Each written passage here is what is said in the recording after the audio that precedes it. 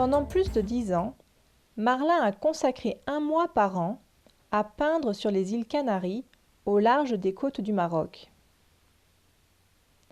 L'influence du paysage volcanique des îles et des colonnes de basalte, ainsi que la puissance de l'océan, apparaissent dans les deux peintures de cette partie, Escale 2 et Impression fugitive. À cause des courants dans l'océan et des vents, beaucoup d'explorateurs et de marchands d'esclaves préféraient naviguer directement de ces îles jusqu'aux Antilles.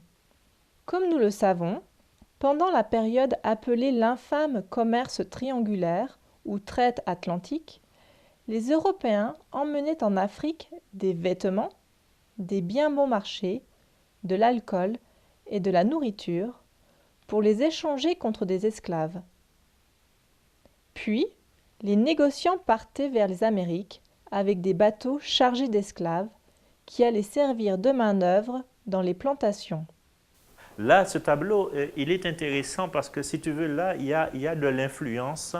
Là, il y a beaucoup de l'influence de mes voyages aux Canaries. Beaucoup de l'influence de mes voyages aux Canaries. Tu sais, c'est un pays extrêmement volcanique. C'est un pays où tu as beaucoup de colonnes de basalte comme ça, où tu as une relation entre le feu et l'eau. Hein? Beaucoup de relations entre le feu et l'eau. Et si tu veux, j'ai voulu un petit peu, à travers ce tableau, montrer un petit peu cette rencontre entre le feu et l'eau. Et combien de temps est-ce que tu as passé aux Canaries? Ben, je suis quand même allé régulièrement pendant une dizaine d'années là-bas. Chaque année, je partais pour un mois. Ouais. Donc ça fait quand même, ça m'a permis quand même de connaître pas mal le pays et de rencontrer beaucoup de gens. Enfin, Mais où se trouve le Canaries? Je ne sais c'est pas. au large du Maroc. Cette peinture, tableau, oui. ce tableau s'appelle Impression fugitive. Ok. Tu vois? Donc j'étais dans une route de montagne très très escarpée aux Canaries et il y avait de la brume. Et il y avait quelqu'un avec moi et j'ai voulu faire une photographie de cette personne tout en sachant que le film que j'avais n'était pas un film extraordinaire et tout en sachant qu'il n'y avait pas beaucoup de lumière.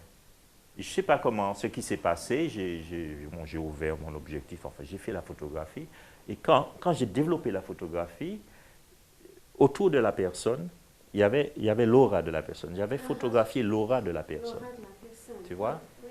Et à partir de la photographie, quand j'ai vu cette vision de l'aura de cette personne, parce que c'était pas, il n'y avait pas d'explication, techniquement, ce n'était pas possible que je puisse avoir cette lumière autour de cette personne. Donc, il n'y avait pas d'explication, je n'avais pas de flash, enfin bon. Et donc, à partir de là, j'ai voulu retrouver un petit peu cette vision que j'avais eue, tu vois. Donc, à partir de terre, de sable, à partir de racines, à partir de certains éléments, j'ai voulu exprimer ça. Voilà. Et c'est impression fugitive. D'ailleurs, tu vois bien, on dit c'est une femme, mais bon, ben, c'est une femme certainement, mais bon, c'est une femme. Mais en même temps, on pense au volcan aussi en même temps. On pense au magma, on pense à la lave, on pense à beaucoup de choses. Hein. Oui.